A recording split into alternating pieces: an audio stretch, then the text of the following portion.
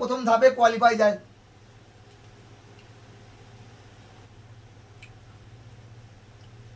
তো আজ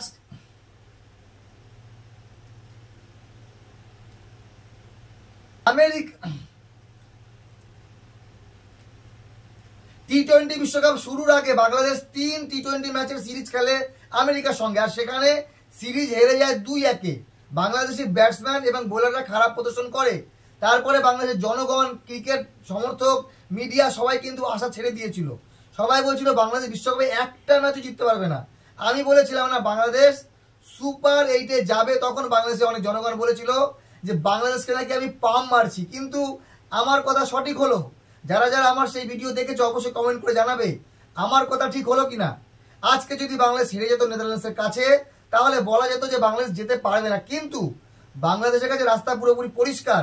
যদিও বাংলাদেশের যোগ্যতা ছিল, তারা পারতো গ্রুপ ডিতে টপার হয়ে যেতে, যদি দক্ষিণ আফ্রিকাকে হারাতে পারতো। যাই হোক, সেটা হয়নি।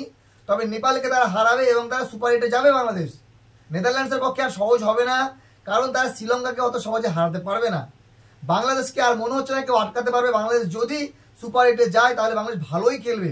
আপনাদের মতামত জানাবেন যে বাংলাদেশ সুপার 8-এ গেল বা চলে গেছে, এতে আপনারা কত খুশি। ভালো থাকবেন সবাই।